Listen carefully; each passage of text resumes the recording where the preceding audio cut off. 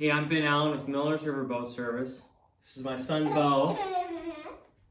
Every respectable fisherman knows how to replace a tip top on their fishing rod. I'm going to show you guys how to do that right now. Super easy repair. First step, you're going to take a lighter, and take the rod, and you're going to apply some heat to the tip top, which is going to melt the adhesive within the tip top to allow you to bring that off. Okay?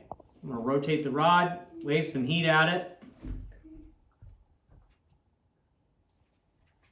Okay? It should come off fairly easy. You don't have to be pulling on it super hard. Okay? If you get this too hard and you get too grill on it, you don't come straight off, you can break the rod. Okay? Or break the end of the rod. It comes right off, okay?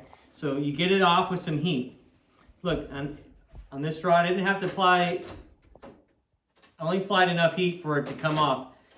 I didn't apply it too much to burn myself, okay? Next step is take some sandpaper. I like 220 for these repairs. You're going to take off all the old adhesive, clean up the blank to a nice clean blank, and then you're going to score the blank a little bit so you get a nice bond with the adhesive and the new guide tip top, okay? So the next step is we're going to take our tip top adhesive and the correct tip top size to the rod. Every respectable tackle store will have tip top adhesive and be able to give you the guidance to get the right size guide. In our case here in Wasilla, Alaska, that would be Three Rivers Flying Tackle. Okay, they are a great resource for supplies in rod building. Okay, so most guys are going to apply some heat to the actual adhesive and drip it onto the end of the rod. That's fine.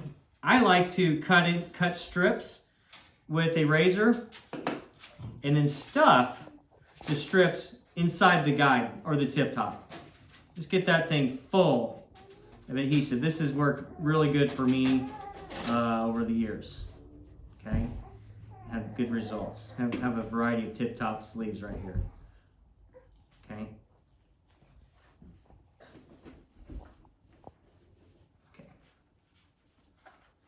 Trim the excess right there.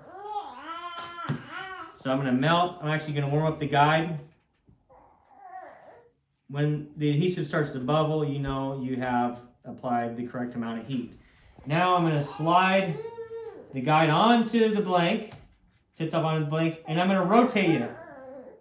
And I'm going to line it up with the guides or the spine marked with a China marker, oil marker onto the rod. I'm going to hold for approximately 15 seconds in place in line.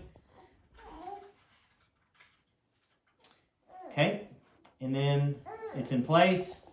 It's staying there.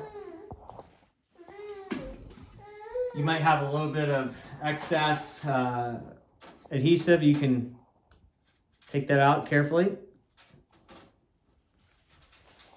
Line it up with your guides or the spine. Check your work. And the job is completed.